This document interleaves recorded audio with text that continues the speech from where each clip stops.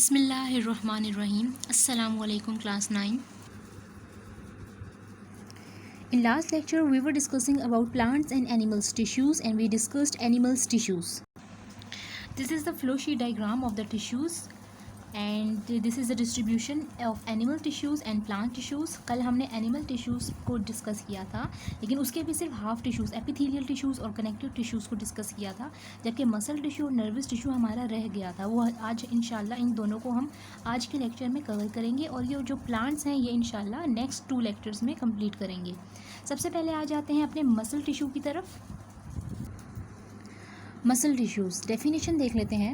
It is a bundle of long cells लंबे लंबे होते हैं, ठीक है, लॉन्ग उनकी जो है वो शेप होती है। They are the most abundant tissue. Muscles हमारी बॉडी के अंदर सबसे ज़्यादा पाया जाने वाला टिश्यू है। And it has the ability to contract. ये हमारे मसल्स देखिए, मेरी उंगलियां कॉन्ट्रैक्ट कर रही है, रिलैक्स हो रही है, कॉन्ट्रैक्ट कर रही है, रिलैक्स हो रही है। तो ये हमारे मसल्स के अंदर ये अल्लाह ताला ने एबिलिटी रखी है कि वो कॉन्ट्रैक्ट और रिलैक्स दोनों हो सकते हैं। मसल्स टिश्यू की टाइप्स पर चलते हैं। मसल्स टिश्यू की 3 टाइप्स हैं जो कि आपके सामने हैं। स्केलेटल मसल्स जो कि बोन्स के ऊपर जो है वो अटैच होते हैं। स्मूथ मसल्स जो कि हमारे different body organs just like our alimentary canal, urinary bladder जहाँ पे हमारा यूरिन स्टोर होता है, उन पे होते हैं। Cardiac muscles it is present in heart. For your easiest वे मैंने आप लोगों के लिए यहाँ पे एक छोटा सा हार्ट बनाया। This is not the actual heart. एक बायोलॉजी के स्टूडेंट को पता होता है कि हार्ट की शेप ये नहीं होती, बट स्टिल बनाने का मकसद सिर्फ यही है कि आप ये याद कर सकें। कार्डियक में आपके हार्ट की जो है वो मसल्स जो हैं वो इन्वॉल्व होते हैं। अब इनकी एक्सप्लेनेशन की तरफ चलते हैं कि स्केलेटल मसल्स कैसे होते हैं, लोकेशन क्या है और स्ट्रक्चर क्या है, इसी तरह का इनकी एक्सप्लेनेशन देखते हैं। So this is the difference between 3 of them: skeletal muscles, smooth muscles and cardiac muscles। ठीक है, मसल्स के टिश्यूज़ आपके सामने 3 मौजूद हैं। सबसे पहले हम देख लेंगे लोकेशन। इस तरफ स्केलेटल मसल्स, बीच में स्मूथ मसल्स, एंड पे कार्डियक मसल्स आपको नज़र आ रहे हैं। लोकेशन देखते हैं। Skeletal muscles always attach to bones. Skeletal muscles bone पे अटैच होते हैं। हमारी हड्डियों के ऊपर जो मसल्स होते हैं उसको स्केलेटल मसल्स कहा जाता है। Smooth muscles they are found in alimentary canal, हमारे खुराक की नाली एलिमेंट्री कैनाल। यूरिनरी ब्लैडर जहाँ पर हमारा जो यूरिन है वो स्टोर होता है। ब्लड वेसल्स जो हमारी खून की नाली है जिसमें आर्टरीज, वेन्स और कैपिलरीज सब शामिल होती हैं। Now cardiac muscles are found in the walls of heart. हमारे दिल की जितनी भी वॉल्स हैं यानी जितने भी मसल्स हैं वो तमाम के तमाम कार्डियक मसल से मिलकर बने हुए होते हैं। Now comes to the structure की तरफ आ जाते हैं। स्मूथ मसल्स, सबसे पहले स्केलेटल मसल्स देखते हैं। They are striated and stripped, many nucleuses are present in them. Striated और स्ट्रिप्स का क्या मतलब है, डायग्राम में ये देखते हैं। This is your diagram of skeletal muscles on book page number 76। ये आपको नज़र आ रहे होंगे।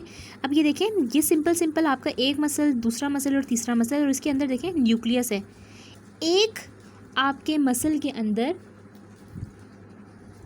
एक से ज़्यादा न्यूक्लियस है। जैसे एक ये फर्स्ट वाला मसल जो है ये हमें हाफ सा शो हुआ है, इसके अंदर एक ये न्यूक्लियस है, एक ये न्यूक्लियस है। लास्ट वाला इसके अंदर एक ये न्यूक्लियस है, जो बीच वाला है उसके अंदर 2 न्यूक्लियस है। तो इट मीन्स कि it may contain many nucleus. ये मसल सेल है। अब स्ट्राइएटेड का क्या मतलब है, अब पता नहीं कि सही से क्लियर हो रहा है या नहीं, लेकिन अगर आप लोग अपनी बुक में देखें तो यहाँ पे लाइंस नज़र आ रही होंगी। जैसे ज़ेब्रा के ऊपर स्ट्रिप्स होती हैं ना, ज़ेब्रा की बॉडी पे ब्लैक और वाइट यानी धारियाँ होती हैं, इसी तरह इसके ऊपर, इस मसल के ऊपर लाइंस होती हैं। अब आप ये देखें नीचे कार्डियक मसल्स पे ये लाइन आपको आराम से नज़र आ रही है, क्लियर नज़र आ रही हैं, अलग अलग लाइन देखें, बीच में ये लाइन, ठीक है, ये स्ट्रिप्स हैं, स्ट्राइएशंस भी कहते हैं इसको। तो स्केलेटल मसल्स के अंदर स्ट्राइएशंस मौजूद हैं, लेकिन इसके अंदर मैनी न्यूक्लियस मौजूद होते हैं। जबकि स्मूथ मसल्स आपके सामने हैं, ये देखें, ये लॉन्ग सेल्स तो हैं लेकिन हर सेल का अपना न्यूक्लियस है। सिर्फ और सिर्फ हर मसल में एक न्यूक्लियस मौजूद है और स्ट्राइएशंस नहीं है। इसके दरमियान कोई लाइंस नज़र नहीं आ रही जैसे कि आपको स्केलेटल में नज़र आ रही थी। और नीचे आपके कार्डियक मसल यानी जो हार्ट के मसल्स होते हैं वो दिए गए हैं। अब इसमें देखें, इसमें ब्रांचेस मौजूद हैं, ठीक है, जंक्शन बिटवीन एडजेसेंट सेल, दूसरे सेल के साथ ये अटैच भी हुआ है और इसके साथ साथ स्ट्राइएशंस भी मौजूद हैं और न्यूक्लियस, लेकिन सिर्फ और सिर्फ एक क्या कहते हैं, मसल में सिर्फ एक न्यूक्लियस मौजूद है। इसका मतलब है तीनों मसल्स एक दूसरे से डिफरेंट है। इसमें स्ट्राइएशंस मौजूद हैं, इसमें स्ट्राइएशंस मौजूद नहीं है। इसमें स्ट्राइएशंस मौजूद हैं, लेकिन इसमें और इसमें क्या डिफरेंस है? अगर दोनों में स्ट्राइएशंस मौजूद हैं, इसमें मैनी न्यूक्लियस है स्केलेटल में, जबकि कार्डियक में हमारे पास सिर्फ एक न्यूक्लियस है। और स्मूथ मसल्स में ना तो स्ट्राइएशंस हैं और ना ही मैनी न्यूक्लियस है, सिर्फ और सिर्फ एक न्यूक्लियस मौजूद है। स्ट्रक्चर हमने देख लिया है, अब आगे चलते हैं। स्ट्रक्चर हम डिस्कस कर चुके हैं। Now comes to the function. Skeletal muscles allow the movement of bones. हमारी हड्डियाँ कैसे मूव करेंगी? स्केलेटल मसल्स की मदद से। Smooth muscles movement of substances. Alimentary canal के अंदर खुराक किस तरह मूव करेगी? आपकी फूड जो आप खाना खाते हैं, ये इस स्मूथ मसल्स की मदद से। आपके पेट तक आपकी फूड कैसे जाएगी? आपका यूरिन आपके ब्लैडर तक कैसे पहुंचेगा? आपकी बॉडी से बाहर किस तरह जाएगा? इन स्मूथ मसल्स की वजह से। आपके ब्लड वेसल्स के अंदर ब्लड कैसे मूव करेगा? इन स्मूथ मसल्स की वजह से, ठीक है। कार्डियक मसल्स में प्रोड्यूस हार्ट बीट। आपके कार्डियक मसल्स जो है वॉल पे प्रेशर करते हैं, पंप करते हैं, तो आपका हार्ट जो है वो बीट करता है। मोड ऑफ एक्शन यानी स्केलेटल मसल्स वॉलंटरी एक्ट करते हैं, कंट्रोल बाय अस। अब मेरा दिल चाहेगा तो मैं इस हाथ को मूव करूँगी, वरना ये रेस्ट पे मौजूद रहेगा। अगर इसको मैंने मूव किया, ये मैं अपनी विल पावर से मूव कर रही हूँ आपके सामने अपना हाथ, तो मेरे हाथ के अंदर कौन से मसल्स मौजूद हैं? स्केलेटल मसल्स मौजूद हैं। Skeletal muscles control by us, voluntary होते हैं। Voluntary means they can be control by our will. अगर हम चाहें तो हम इसको कंट्रोल कर सकते हैं। अब आ जाते हैं स्मूथ मसल्स पे और कार्डियक मसल्स पे। स्मूथ मसल्स हमारे खुराक की नाली है। अब बच्चे हम वहाँ पर अंदर हाथ डाल के तो उसको कंट्रोल नहीं कर सकते, उसको बंद कर दें, भाई खुराक ने नीचे नहीं जाना या खुराक ने हजम नहीं होना, ऐसा तो नहीं हो सकता। और कभी ऐसा भी नहीं हो सकता कि हम यहाँ पे जो कार्डियक मसल्स हैं अपने दिल के अंदर हाथ मारें और दिल को बंद कर दें थोड़ी देर के लिए, ऐसा भी नहीं हो सकता। ये दोनों वो मसल्स हैं जिसके एक्शन, मोड ऑफ एक्शन हमारे बस में नहीं है। They are without our will. उनको हम इनवॉलंटरी एक्शंस कहते हैं। The contraction not control by our will. हमारे स्मूथ मसल्स, हमारे कार्डियक मसल्स इनवॉलंटरी हैं। Involuntary, in mean without, voluntary mean our will. ये हमारे विल के बग़ैर ये दोनों काम करते हैं, और जब अल्लाह ताला का हुक्म होता है ये तभी काम करना बंद करते हैं। हार्ट हमारा सिर्फ़ और सिर्फ अल्लाह के हुक्म से काम करना बंद करता है, इसके अलावा दुनिया की कोई ताकत उसको जो है वो नहीं रोक सकती, अनलेस और अनटिल कि आपको कोई जो है वो आपके साथ एक्सीडेंट ना हो जाए, लेकिन वो भी अल्लाह ताला के हुक्म से ही होता है। वॉलंटरी सिर्फ बता दूँ, स्केलेटल मसल्स होते हैं जो कि हमारी विल पावर से कंट्रोल होते हैं। यहाँ पर हमारे मसल्स जो हो गए हैं वो कंप्लीट। अब चलते हैं नर्वस टिश्यू की तरफ। नर्वस टिश्यू आपके सामने है, इट्स ऑन पेज नंबर 77। एक एनिमल, उसको अगर बाहर से कोई स्टिमुलस मिलता है, लेट्स सपोज उसको सर्दी लग रही है, उसको कोल्ड फील हो रही है, या फिर उसको गर्मी लग रही है, एनवायरनमेंट से स्टिमुलस मिला सर्दी का, अब वो एनिमल उसके अगेंस्ट रिस्पॉन्ड कैसे करेगा? उसने सर्दी महसूस की, वो मैसेज जाएगा ब्रेन की तरफ, किसके ज़रिए? नर्वस टिश्यूज़ के ज़रिए या नर्व्स के ज़रिए। वो मैसेज नर्वस टिश्यू या नर्व्स के ज़रिए ब्रेन के पास जाएगा। ब्रेन हुक्म देगा उन्हीं नर्व्स को कि तुम जाकर ऐसा करो कि ना आपके जो बॉडी पे हेयर्स हैं वो खड़े हो जाते हैं, जैसे गूज बम्स होते हैं, तो आपकी बॉडी इंसुलेशन प्रोवाइड करती है। तो क्या होता है कि आपकी बॉडी का टेम्परेचर जो है वो थोड़ा सा वार्म अप होना शुरू हो जाता है। तो बेसिकली एग्जांपल मैंने इसलिए दिया ताकि हमें नर्वस टिश्यू की इंपॉर्टेंस पता चल जाए, हमारी बॉडी की फंक्शनिंग, हमारी बॉडी को कंट्रोल करना और हमारे ब्रेन से तमाम के तमाम जो ऑर्डर्स लेकर आना, ये नर्वस टिश्यू के ज़रिए होता है। आपकी लोकेशन क्या है इस नर्वस टिश्यू की? नर्वस टिश्यू आपके ब्रेन और स्पाइनल कॉर्ड दोनों में मौजूद होते हैं, क्योंकि ये ब्रेन से स्पाइनल कॉर्ड की तरफ एक्शन या ऑर्डर्स लेकर आते हैं और उसको रिस्पॉन्ड करवाते हैं। ठीक है, अब इसका स्ट्रक्चर देख लेते हैं। Structure is on page number 77। This is the structure of nervous tissue. ये आप अगर माइक्रोस्कोप के अंदर देखें तो आपको ये वाइट कलर की लाइन्स ही नज़र आएंगी, जबकि ये लाइंस माइक्रोस्कोप के अंदर देखा जाए तो ये माइक्रोस्कोप यानी इलेक्ट्रॉन माइक्रोस्कोप, अच्छी से अच्छी रेजोल्यूशन वाली माइक्रोस्कोप के अंदर हमें इस तरह का स्ट्रक्चर नज़र आएगा। ये हमारे न्यूरॉन का एक स्ट्रक्चर है, जिसमें हमारे पास एक्सॉन, डेंड्राइट्स वगैरह वो एक अलग सी चीज़ है, लेकिन बेसिकली कहने का मकसद ये है कि ये लंबे लंबे जो हैं वो वायर्स नुमा जो है वो चीज़ें होती हैं, क्योंकि ये सर से लेकर हमारे टोज़ यानी पाँव के आखिरी उंगली तक ये हमारे फैले हुए होते हैं, जो कि हमारे ब्रेन से हमारी बॉडी के हर ऑर्गन में मैसेजेस लेकर आते हैं।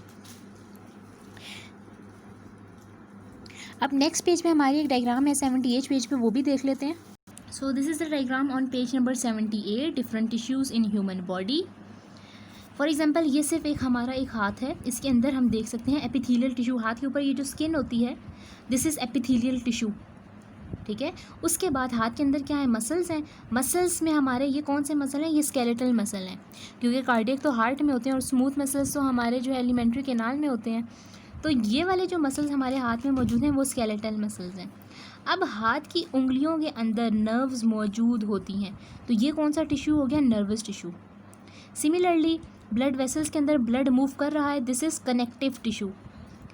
आपके यहाँ पर बोन के साथ साथ कार्टिलेज भी होती है, हल्की सी, यानी नरम हड्डी जिसे कार्टिलेज कहते हैं। कार्टिलेज जो है ये भी एक कनेक्टिव टिश्यू है, और आपके हाथ में हड्डियाँ भी मौजूद हैं जो कि बोन होती है। ये तीनों के तीनों नीचे बोन, कार्टिलेज और ब्लड कनेक्टिव टिश्यूज़ हैं, ठीक है। यानी एनिमल्स के टिश्यूज़ में जिसको हमने पढ़ा है ये नर्वस टिश्यू है, जो कि हमने आज एनिमल्स के टिश्यू में कंप्लीट किया है। ये मसल्स टिश्यू पढ़ा है, जिसमें मसल्स में कौन सा हमने पढ़ा है टाइप, स्केलेटल मसल्स की, और ये एपिथेलियल टिश्यू पढ़ा है।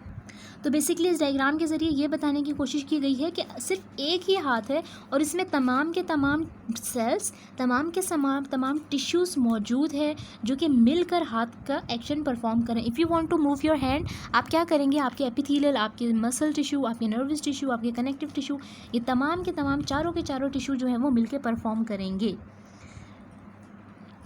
वापस आ जाते हैं अपने इसी फ्लो शीट डायग्राम की तरफ जो हम कल से देख रहे हैं। एनिमल्स टिश्यू कल हमने एपिथेलियल टिश्यूज़, कनेक्टिव टिश्यूज़ पढ़े थे। आज हमने मसल टिश्यूज़ और नर्वस टिश्यू पढ़ लिए। इसका मतलब है हमारे एनिमल टिश्यूज़ का पोर्शन कंप्लीट हो गया है। इंशाल्लाह नेक्स्ट पार्ट में हम लोग अपने प्लांट्स के टिश्यूज़ को जो है वो डिस्कस करेंगे। आ जाते हैं अपने एक्सरसाइज की तरफ। This is your exercise on page number 84। Question number 13 जो है वो हम कल से डिस्कस कर रहे हैं। कल हम पार्ट 1 कर चुके हैं जो कि हमने कनेक्टिव टिश्यूज़ तक किया था। कल हमने यहाँ से लिखना शुरू किया था लॉन्ग क्वेश्चन नंबर 13, और हेडिंग्स देकर, डायग्राम्स देकर, ये सारी की सारी हेडिंग्स मैंने आपको भेजी थी। कनेक्टिव टिश्यूज़ लिख लिया था और कनेक्टिव टिश्यूज़ की डायग्राम भी जो है वो हमने बना ली थी। आज वही क्वेश्चन है, कोई क्वेश्चन वो कंप्लीट नहीं हुआ। मैंने आपको मना किया था एंडिंग लाइन नहीं देनी है। वहाँ से यहाँ से मसल टिश्यू से आज हमारा सवाल स्टार्ट हो रहा है, और ये आगे हेडिंग्स दी हुई हैं। मैं इसकी सब हेडिंग्स बनाकर आपको जो है वो सेंड करूँगी। आपने वो देख कर हर मसल के साथ उसकी डायग्राम बनानी है नीचे, और उसके बाद नेक्स्ट मसल शुरू करना है। और यहाँ नर्वस टिश्यू बनाने के बाद इस जगह पर आपका लॉन्ग क्वेश्चन नंबर 13 कंप्लीट हो जाएगा, ठीक है। यहाँ पे सब हेडिंग्स मैं ख़ुद बनाकर भेजूँगी, जो इमेजेस भेजूँगी आपको बुक के, उसी से आपने अपना जो है वो क्वेश्चन कंप्लीट करना है। लॉन्ग क्वेश्चन नंबर 13 आज आपका होमवर्क है, ये लिखना भी है और याद भी करना है। अगले टॉपिक में इंशाल्लाह प्लांट टिश्यू को डिस्कस करेंगे। तब तक के लिए अल्लाह हाफिज़।